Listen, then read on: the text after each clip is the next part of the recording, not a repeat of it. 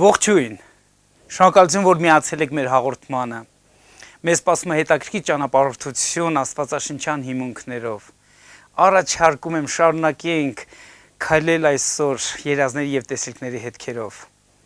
այսօր մենք կխոսենք կրկնվող երազների մասին և այն դրույթների մասին, թե ինչպես վարվենք կամ ինչ գործառույթներ ակտիվացնենք, երբ որ մենք երազներ ենք տեսնում։ Մեծամասամբ մարդիկ, երբ որ տեսնում են երազներ, չգիտեն ինչ անեն դրա հետ, անգամ հավատացյալներ, անգամ սովորական մարդիկ, ու օգտվելով այս պահից ուզում եմ մի հետաքրքիր միջադեպ պատմեմ։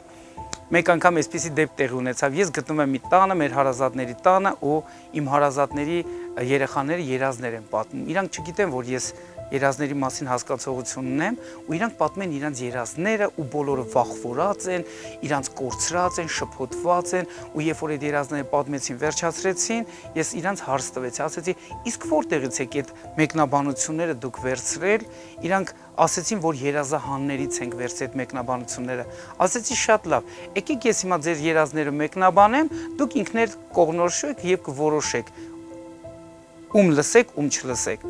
ու գիտեք ինքան հետագ, երբ որ ես մեկնաբանությունը ասեցի իրանց երազների մասին, իրանց երազները ներքին մարգարեական երազներ են իրանց կյանքի ներկայի և իրանց ապագայի մասին տեղեկություններ էր, ու պատկերացեք բոլոր այդ պատմողները երեքներ աղջիկներ էին, ու երեքի կյանքը կապված էր իրանց ամուսնությունների հետ, ու երբ որ մեկնաբանություն եկավ, իրանք այնպես բացվան օրհնություն, ուրախություն վերապրեցին այդ մեկնաբանությունից հետո, ու բոլորը հրաշալի ընտանիքներ ձեռք բերեցին, որովհետև Աստված իրանց կյանքների մասին տեղեկություն տվեց, ու դա մեծագույն օգնություն եղավ իրանց համար։ Իսկ իրանք վախվորած էին այդ ամբողջ բացատրությունից, որ կարդացել են երազահանների միջոցով, խնդրում եմ, ուշադիր եղեք, երբ որ երազներ եք տեսնում, առաջինը վազեք Աստծո մոտ, վազեք Աստծո մոտ, եթե Աստծուց են երազները, ուրեմն Աստված ձեզ համար բացատրություն կտա, որտեղ այս աշխարհի ոչ մի կառույց չի կարա բացատրություն տա այն երազները, որոնք Աստծուց են ուղարկվում մարդկանց մոտ, իսկ մենք խոսում ենք դրա մասին։ Եկեք հիմա մենք նայենք կրկնվող երազների մասին։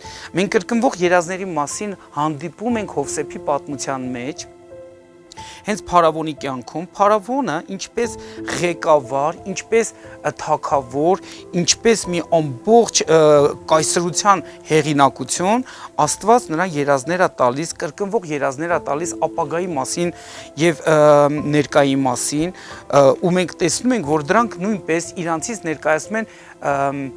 արտաքին մարգարեական երազ, ինչու, որտեղից ենք մենք հասկանում արտաքին մարգարեական երազ, որովհետև թագավորները ի վիճակի են նույնպես տեսնելու այն երազների տեսակը, որ մասին մենք խոսացինք անցած հանդիպմանը, այն տեսակը, որը բնորոշ է մարգարեի պաշտոնին, նմանատիպ երազներ ի վիճակի են տեսնելու նաև թագավորները, ղեկավարները, ազգերի ղեկավարները, կայսրությունների ղեկավարները ի վիճակի են տեսնելու, որովհետև մենք տեսնում ենք, թե Նաբուգոդոնոսորի կյանքում և թե Փարավոնի կյանքում նմանատիպ բաներ տեղի են ունենում։ Ու եկեք իրար հետ միասին նայենք Փարավոնի երազների մասին, որ Հովսեփը երբ որ գալիս է Փարավոնին օգնության։ Ու դա գրված է հենց 41-րդ գլխում, հետաքրքիրը պատմությունը, երևի շատերը տեղյակ են այս պատմությանը, շատերը լսել են այս պատմությունը, որտեղ Հովսեփը իր կյանքի ընթացքում նույնպես տեսնում է երկու երազ իր կյանքի ու ապագայի մասին, որը մարգարեական է, ապագայի հետ կապված հարցեր են ու դրանք կրկնվում են։ Եթե կհիշեք Հովսեփի երազները, ուղղակի ես պատմողական ներկայացնեմ, դա գրված է Ծննդոցի մեջ հենց 37-րդ գլխում է դրա մասին գրված, որ Հովսեփը երազներ է տեսնում եւ երկու անգամ է տեսնում ու երազների կրկնությունը դա հաստատություն է իր մեջ պարունակում, որ այն ինչ որ ազատագրված է Աստծո կողմից այդ մարդու համար հաստատ տեղի է ունենալու, իրան պետք է մենակ Աստծո հետ բացահայտի այդ ամեն ինչը։ Դուք կհիշեք Հովսեփի առաջի երազը, որտեղ ինքը տեսնում է, որ իր հասկը կանգնած է արտի մեջ ու բոլոր եղբայրների հասկերը խոնարհվում են իր երազի մեջ իր հասկի առաջ։ Ու երբ որ ինքը արթնանում է, առաջինը պատմում է դրա մասին, եղբայրները այնտեղ բարկանում են, հայրը այնտեղ չգիտի ոնց այդ հարցին օգնություն տա, եւ որ երկրորդ անգամ է երազ տեսնում, որտեղ արդեն ոչ միայն արդեն տեսեք պատկերը փոխվավ, բայց նույն իմաստը մնաց։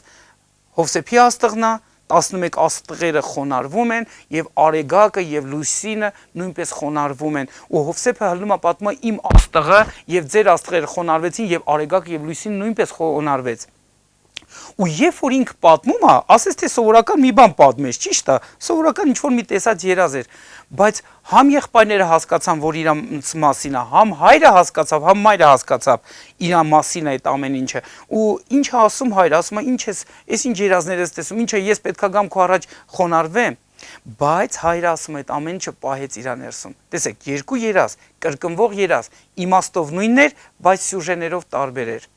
բայց նույնն էր կրկնվողը մենք խոսալու ենք այսօր դրա մասին եւ երկրորդ կրկնվող երազի մասին որ մենք տեսնում ենք դա արդեն Փարավոնի կյանքում է որ գրված է 41-րդ գլխում ամբողջ պատմությունը չկարդամ ձեզ համար նորից պատմեմ որովհետեւ շատ հետաքրքիր որ Փարավոնը տեսնում է երկու երազ առաջի երազի մեջ տեսնում է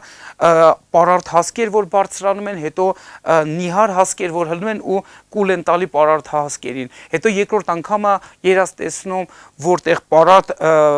կովերը բարձրանում են եւ նիհար կովերը բարձրանում են ու իրանց հոշոտում են ու դուք պատկերացնում եք 7 թիվ կա երկու երազի մեջ էլ 7 հասկ 7 նիհար հասկ 7 կով 7 նիհար կով ու մենք տեսնում ենք որ այս երազը անհանգստություն ու լարվածություն են բերում Փարավոնի կյանքում, որտեղ երբ որ Աստված մի երազ է բերում անհանգստացնում է ղեկավարի սիրտը, որպեսզի ղեկավարը լուծում գտնի, որտեղ Աստված ինչ որ մի բանով ուզում է զգուշացնի, այս երազը ավելի շատ զգուշացնող երազ է իրանից ներկայացնում, կրկնվող երազների դեպքում, որ այդ զգուշացման միջոցով եւ պատրաստության միջոցով օգնություն ակտիվանի։ Օրինակ Հովսեփի երազները հաստատության համար է, որ շատ կոնկրետ Աստված Հովսեփի հետ գործ ունի ապագայում իրականացնելու, իսկ Փարավոնի հետ կրկնվող երազների միջոցով շատ կոնկրետ զգուշացնող է, որ Փարավոնը լուրջ վերաբերվի այս իրավիճակին, որովհետև ինչ որ մի բան գալու է այդ երկրի դեմ ու իրանք դրա մասին պետքա պատրաստ են, որ իմանան ինչպես օգնություն ակտիվացնեն։ Եկեք հիմա կրկնվող այս երազների այս պատմությունները, որ մենք տեսնում ենք, դրան կարևորություն տանք ինչ որտեղ, որովհետև այդտեղից ինչ որ մի բան ենք հասկանում, որ Աստված ուզում է օգնություն բերի մարդկանց կյանքների մեջ։ Եկեք կարդանք Հովսեփի մեկնաբանությունը։ Շատ հետաքրքիր է իր մեկնաբանությունը։ Դա գրված է հենց 41-րդ գլխի 25-րդ խոսքից։ Եվ Հովսեփը ասեց Փարավոնին. Փարավոնի երազը մեկ է։ Տեսեք, նույն բանի մասին է, բայց տարբեր ֆորմաներով, տարբեր սիմվոլներով։ Ու Հովսեփը մեկնաբանում է, որ Փարավոնի երազը մեկ է, Աստված իր անելիքը հայտնեց Փարավոնին, որտեղ Փարավոնը ղեկավար է, ու ի վիճակի Աստված այդպիսի ղեկավար մարդկանց նմանատիպ երազներ ցույց տա, որը ցույց կտա նաև մարգարեական պաշտոնին։ Բայց քանի որ թագավորները հասկացողություն չունեն, այստեղ արդեն պարգևները գալիս են օգնության, սա կոչվում է համագործակցություն։ Ու այս համագործակցության միջոցով մեծագույն փրկություն կարող ակտիվանա ամբողջ աշխարհով մեկ եւ մարդկանց մեջ, ազգերի մեջ, քաղաքների մեջ, երկրների մեջ։ Ուշադրություն դարձնենք ինչ ասում Հովսեփը։ Հովսեփ ասում է այն 7 լավ էրինջները 7 տարի են եւ այն 7 լավ հասկերը 7 տարի են երազը մեկ է եւ այն 7 վատ եւ զազիր էրինջները որ նրանց ետևից ելան 7 տարի են եւ այն 7 դատարկ խորշակահար հասկերը 7 տարի սով են նշանակում։ Շատ պարզ մենք տեսնում ենք, որ սիմվոլները ոնց է մեկնաբանում Հովսեփը, բայց ինքը ակցենտը դնում է ինչի վրա, որ երկու երազը կրկնվող է եւ մեկը։ Ուրեմն, եկեք մենք իրար հետ մի քանի սկզբունքների ուշադրություն դարձնենք կրկնվող երազների հարցում։ Ուրեմն կրկնվող երազները, երբ որ գալիս են, առաջին տեսակը կրկնվող երազների, դա ավելի շատ ցույց է տալիս ձեր վախերը եւ ձեր բացերը, որ ունեք անցյալի հետ կապված ու ներքին երազների մեջ հաճախակի Աստված կարող է քեզ ցույց տա կրկնվող երազ, որ դու անընդհատ ինչ-որ բանից փախնում ես, անընդհատ ինչ-որ բանից փախնում ես, ու Աստված դրա միջոցով քո ուշադրությունը գրավում է, որպեսզի դու ոչ թե փախնես, այլ վերցնես պատասխանություն հարցը լուծելի սարքես։ Դու չես կարող փախնես մի խնդրից, որը պետքա լուծես ինքդ, ու Տերը քեզ օգնություն է ուզում հասցնի, որ ոչ թե փախնես, դա ինքան նման է այն պատմությանը, որ Դավիթը երբ որ ոչ պատշաճ ձևով Աստծո տապանակը բերեց ուզում էր բերեր Երուսաղեմ ու ճանապարհին մի վնաս ալնում, ընկեր մահանում ու երկրորդ անգամ Աստված ասեց իրան, ասեց դու չես կարող այդ պատասխանատվությունը սփռնել, դու պետքա լուծես ճիշտ ձևով այդ հարցը։ Ու դրա համար առաջի տեսակի կրկնվող երազները, որ հաճախակի լսում ես մարդկանց մոտ, որ անդադ իրանց ներքին վախերն են տեսնում, անդադ ինչ որ բաներից փախնում են, անդադ ինչ որ վտանգների են ենթարկում իրանց երազների մեջ, ու Աստված իրանց ցույց է տալիս, որ ինչ որ վախերի թեմաներ կան, ուզում է իրանց դրանցից ազատի, բայց ուզում է իրանց ուշադրություն գրավի, որ այդ երևույթը կա, որ ոչ թե իրանք փախնեն, պաղկվեն, այլ վերցնեն իշխանություն եւ այդ հարցերը լուծեն, ու Տերը ուզում է օգնություն բերի։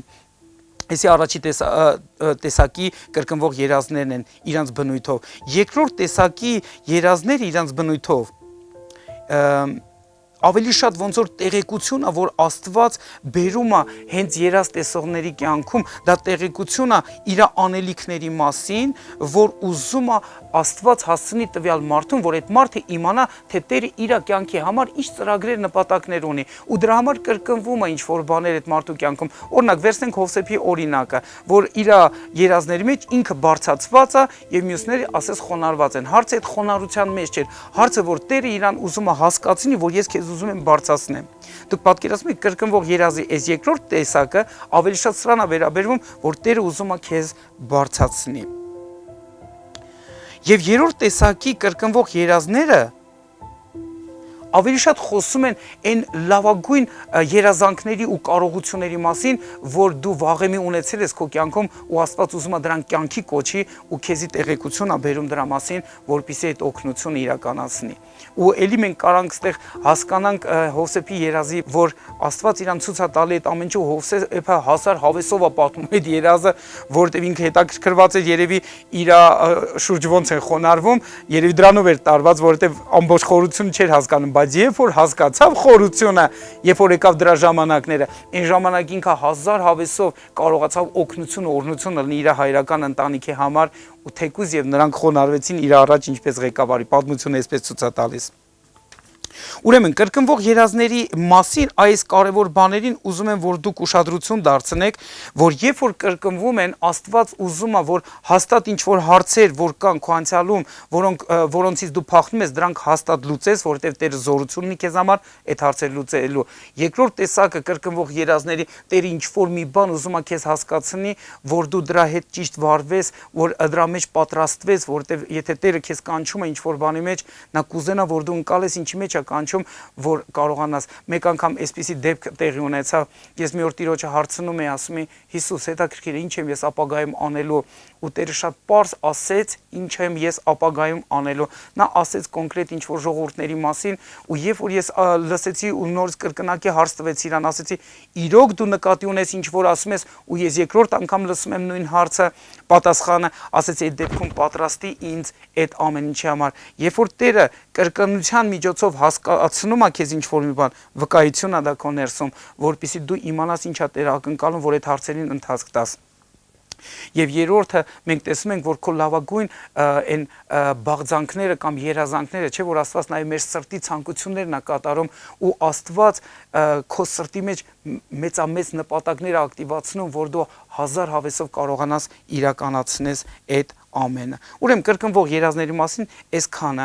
ինչի համար է սա կարևոր, որտեղ միգուցե շատերը տեսնում եք կրկնվող երազներ ու չգիտեք ինչ անեք դրանց հետ, որովհետև դրանք անդադ կրկնվում են, գիտեք, եթե անդադ կրկնվում են վախերի հետ կապված, ուրեմն պետք է այդ վախերի հարցերը լուծեք։ Եթե անդադ կրկնվում են ինչ որ մի բարի բաների հետ կապված, ուրեմն նշանակում է ինչ որ մի բան պետք է ակտիվացնենք։ Եթե անդադ կրկնվում են ինչ որ վաղեմի երազանք, որ երբևիցե դուք այդ երազանքը միշտ sense մտածել եք, ափսոս որ չստացավ անեմ, ափսոս չստացավ անեմ, Տերը միգուցե ուզում է ակտիվացնի, որ այդ վաղեմի այդ լավագույն երազանքը դու կարողանաս իրականացնես եւ օգնություն ու օրհնություն լինես շատերի համար։ Հիշեք, կրկնվող երազների մեջ Տերը ինչ որ մի բան ուզում է քեզ հասցնի, ինչ որ մի օգնություն ուզում է քո կյանքի մեջ ակտիվացնի Հիսուսի անով։ Հիմա եկեք ես ու դու իրար հետ նաեւ խոսենք գործառույթների մասին, ինչ պետք է ես ու դու անենք, երբ որ մենք երազներ ենք տեսում, թե կրկնվող երազներ, թե սովորական մարգարեական, ներքին, մարգարեական եւ արտաքին երազներ, որ տեսնում ենք մարգարեական առումով։ Եկեք նայենք գործառույթների մասին։ Մենք խոսենք 5 գործառույթի մասին, ինչ կարելի է անել, երբ որ դու երազ ես տեսնում, ինչ կարելի է անել։ Առաջի բաներից մեկը, երբ որ դու տեսնում ես երազ, Տերը քեզ կանչում է բարեխոսության կամ աղոթքի։ Երբ որ դու տեսնում ես երազ քո հետ կապված, դու աղոթքի ես կանգնում, որ Աստծուց օգնություն ակտիվացնես։ Երբ որ երազ ես տեսնում մեկ ուրիշի մասին ու դու գլխավոր հերոս ես, Տերը ոչ թե քեզ կանչում է, որ դու այդ երազը պատմես այդ մարդուն, համար առաջին գործառույթը աղոթքն է քո համար, թե բարեխոսություն մեկ ուրիշի համար։ Սա առաջի գործառույթն է։ Երկրորդ գործառույթը, որտեղ երբ որ Աստվածաշնչում մենք նայում ենք, բոլոր ծառայողները, առաջի բաները, որ իրանք ակտիվացրել են, երբ որ Աստծոց մի բան ստացել են, թե իրանց համար եւ թե մյուսների համար, նրանք կանգնել են աղոթքի մեջ։ Մինչև մեկին կպատմես քո երազը, առաջին աղոթք արա դեպի Տերը։ Միգուցե Աստված շատ արագ քեզի կբացատրի ինչ որ կբացատրի, մինչև մեկ ուրիշին կպատմես։ Դրա համար առաջին գործառույթը բաց չթողես քո տեսադաշտից։ Երբ որ երազ ես տեսնում, երբ որ տեսիլք ես տեսնում, առաջինը արձանագրի կամ գրի կամ սկսի աղոթել դրա համար, որովհետև մենք տեսնում ենք ամբակումի հենց երկրորդ գլխում առաջին խոսքում, որ երբ որ ինքը տեսիլք է տեսում, Տերը իրան ասում է այսպես. արձանագրի ինչ որ տեսնում ես, որ հետո այս հասկացողությունը գալու ժամանակ մարդիկ կարողանան կարդան, լսեն, ընկալեն։ Իսկ արձանագրությունը, աղոթքը իրար հետ շահ կապված են։ Երկրորդ, ինչ ես անում դու, երբ որ երազը տեսնում ես։ Եթե այդ երազը քո ներսում բացահայտում է կամ կրկնվող երազը ու ինչ որ մի սխալի մասին է քեզ անընդհատ զգուշացնում Տերը այդ ժամանակ, ոչ թե մեղադրում, Տերը չի մեղադրում ոչ մեկին, նա չի դատապարտում ոչ մեկին, բայց նա զգուշացնում է, որ այս բանը ճիշտ չի քո կյանքում, այսի քեզ կվնասի, որ անցյալում կպած է քեզ, բայց դու դրա հարցը չես լուծել ու Տերը քեզ կզգուշացնի, որպեսզի դու կարողանաս կանգնեցնես։ Ու երկրորդ գործառույթը դա կապ ունի ապաշխարության հետ։ Երբ որ դու երազ ես տեսնում, սխալ բաներ ես տեսնում կամ ինչ որ սխալ բաներ են կատարվում ու դրանք կրկնվող երևույթ են, քեզ Տերը կանչում է, որպեսզի դու աղոթք անես եւ ներողություն խնդրես որևիցե մի սխալի համար, որը ճիշտ չի գնացել։ Սա շատ զորավոր է։ Երրորդը, դուք ինչ եք անում, փառաբանում եք, երբ որ մեծամասամբ այս փառաբանությունը ակտիվանում է, երբ որ դուք տեսնում եք ներքին մարգարեական երազներ։ Օրինակ, պատկերացրեք, որ դուք տեսնում եք երազ ձեր ներկա իրավիճակի մասին, մեկ էլ տեսնում եք, որ ինչ որ մի օգնություն եք անում մարդկանց, որ դեռ այդևի օգնություն չեք արել։ Ինչ ես անում այսպեսի երազից հետո, ոչ միայն աղոթում ես դրա համար, նաև փառաբանում ես Տիրոջը, որ արժանի է գթե քեզ գործածելու ինչ որ մեկին օգնություն հասցնելու կամ ինչ որ բարիք այս աշխարհի մեջ ակտիվացնելու։ Սա փառաբանություն է իր մեջ պարունակում։ Ուրեմն երրորդ գործառույթը դա փառաբանությունն է, դա Տիրոջը փառաբանելու հնարավորությունն է։ Այն պահին, որ ես ընկալում եմ, որ Տերը ինձ կանչել է ինչ-որ մի բան անելու այս աշխարհի մեջ, դա արդեն իմ ներսում փառաբանություն է ծնում, դա գործառույթ է, դա փառաբանություն է, որ մենք շնորհակալություն ենք հայտնում Աստծուն դրա համար։ Չորրորդ գործառույթը, որի մասին շատ կարևոր է ես ու դու անենք մեր կյանքում, եթե Աստված ցույց է տալի մարգարեական երազներ, գալիք բաների մասին, Տիրոջ կամքի մասին, Տիրոջ քաղցրությունների մասին, կամ ինչ որ մի բան, որը Աստծո գործի հետ է, տեսեք, օրինակ, այդտեղ արդեն հռչակման գաղափարն առաջի պլան գալիս, առաջին կետին գալիս, մենք ինչ ենք անում, մենք հռչակում ենք, օրինակ, միգուցե դու տեսնում ես որ նեղություն կա, միգուցե որ տեսնում ես լարվածություններ կա, կամ տեսնում ես որ Աստված քո մատակարարն է, դու պետք է ինչ անես երազից հետո կանգնես ու հռչակես, Տերն է իմ մատակարարը, ու ես ոչ մի բանից չեմ վախենա։ Հետաքրքիրն է, որ հռչակել նրա բարիքի մասին, հռչակել նրա քաղցրության մասին, հռչակել նրա ով լինելու մասին, հաճախակի Տերը էսի բարձրաձայնում է, ոնց արեց օրինակ Հակոբը։ Հիշում եք, մենք խոսացինք դրա մասին անցած դասին, որ երբ որ Հակոբը երազը տեսավ ու երազի մեջ ինչն էր, որ Տերը իր այդ խոսում էր, որ իրան տանելու ապագայում սերունդ է տալու, հաջողություն է տալու, հսկելու է, որ իր խոսքերը կատարվեն, առաջի բանը, որ ինքը քնից արթնանում է, նա հռչակում է անում, որ Տերը այստեղ ներկա է, իսկ ես չգիտեի դրա մասին։ Տեսեք, սա կոչվում է հռչակում։ Լավագույն օրինակը ինչու՞մ է կայանում, որ եթե Տերը ներկա է, դու հռչակում ես դրա մասին, եթե Տերը իրականում ինչ-որ բարիք անում, դու հռչակում ես դրա մասին, եթե Տերը որոշել է հրաշքներ անել քո միջոցով, դու կանգնում ես քո ծածուկ տեղում ու առաջի բաներից մեկը հռչակում ես։ Մեծամասամբ էսի մեր ծածուկ տեղն ենք անում, եթե մենք կոչման մեջ չենք, պաշտոնի մեջ չենք մարգարեական, բայց լինում է նաև որ մարգարեական պաշտոնի մեջ գտնվողներն են հենց տեսել են, աղոթք են արել, բարեխոսել են, հասկացել են, որ Աստված ինչ է ուզում անի եւ նրանք կանգնում են եւ հրատարակում են, հրճակում են Աստծո բաները։ Դա մենք տեսնում ենք հենց Եզեկիելի 37-րդ գլխում, որ երբ որ Աստված իրան տեսիլքը ցույց է տալիս ու տեսիլքի մեջ իրան ասում է հրճակի այս խոսքերը, ինքը հրճակում է կյանք ու ոսկորները հավաքվում են, ինքը հրճակում է միս, որ գա մարդկանց վրա, մսերը հավաքվում են եւ հրճակում է շունչը գա մարդկանց վրա ու շունչը գալիս է։ Նա այդ ամենը անում է տեսիլքի մեջ։ Հետո հիմա Տերը իրան ասում է, դե հիմա գնա կանգնի ժողովրդի մեջ եւ հրճակի այս խոսքերը, ու նա գնում ու հրճակում է։ Ու մենք տեսնում ենք 4-րդ գործառույթը դա հրճակումն է, դա պատվերը, որպեսզի մենք հրճակենք Աստծո ուզածները։ Դա հարաբերության ակտ է, հարաբերությունից ծնված գործողություն է։ Եվ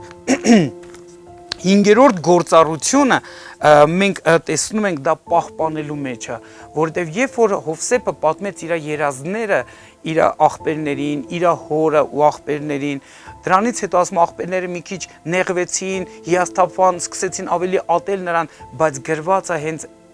որ հայրը Հակոբը ասում է այդ բոլոր պատմությունների հետ կապված հարցերը պահեց իր սրտում, այսի կոչվում է գրանցել, պահել եւ պաշտպանել եւ դրանց ընթացք տալ։ Դրա համար երբ որ մենք ունենում ենք որևիցե մի տետր կամ բլոկնոտ մեր ձեռքի տակ, դրանց մեջ արձանագրություններ ենք անում, գրանցում ենք, պաշտպանում ենք, պահպանում ենք ու Աստծո հետ համագործակցության հետ հեշտ է դառնում դու սովորում ես իր հետ աշխատել, որովհետև Տիրոջ հետ մենք այսպես գործառույթներ ունենք անելու։ Ուրեմն այս 5 գործառույթը շատ կարևոր է, որ դու աղոթում ես, որ դու ապաշխարության ակտ ես անում, որ դու փառաբանության ակտ ես անում, որ դու նաև հրճակման ակտ ես անում եւ դու այդ ամենը նաև գրանցում ես պահպանելով Աստծուց եկած երազները, տեսիլքները ու իրենց որոշված ժամանակների սպասելով կամ նպատակների համար պատրաստելով։ Դա հիասքանչ է, սիրելիներս, որովհետև երբ որ մենք տեսնում ենք, որ բոլոր մարգարեները կամ գրառողները իրանք գրանցեցին այս ամբողջ պատմությունը, դրա հաշվին մենք այսօր ունենք Աստվածաշունչ մատյան։ Եթե այդ գրառումները չլինեն, այդ գրանցումները չլինեն, այդ արձանագրությունները չլինեն, այդ երևույթները չլինեն, մենք այսօր չէինք ունենա այս ամենը, ինչ որ մենք ունենք։ Ու փառք Աստծուն, որ Աստված տալիս է իմաստություն, ինչպես մենք վարվենք մեր երազների ու մեր տեսիլքների հետ։ Գրառումներ ենք անում, աղոթքներ ենք անում, հրճակումներ ենք անում, ապաշխարություններ ենք անում եւ փառաբանություններ ենք անում։ Հիասքանչ 5 գործառույթ։ Տերը օրհնի։ Հավատում եմ ինչ որ մի բան վերցեցիք այսօր ձեզ համար։ Փառք Աստծուն այս հնարավորության համար, որ մենք կարող ենք կիսվել ու օգնություն լինել։ Մեծագույն պատիվ ու արտոնություն է, որ այս երևույթներով կիսվելով Աստծո օգնության էջը բացվում է։ Ես հավատում եմ, որ Սուրբ Հոգին մեր օգնությունը ամեն առումով, բայց նաև հավատում եմ, որ Սուրբ Հոգին նաև իր մարդկանց միջոցով է այդ օգնությունը անում մեկս մյուսին։ Դրա համար մենք մեկս մյուսին չենք անարգում, մեկս մյուսին օգնում ենք եւ նաև չենք խառնվում այն օգնությանը, որ Տերը կարա անհատապես բերի մեր յուրաքանչյուրիս կյանքի մեջ։ Տերը օրհնի ձեզ։ Շնորհակալություն ուշադրության համար։ Մենք կհանդիպենք։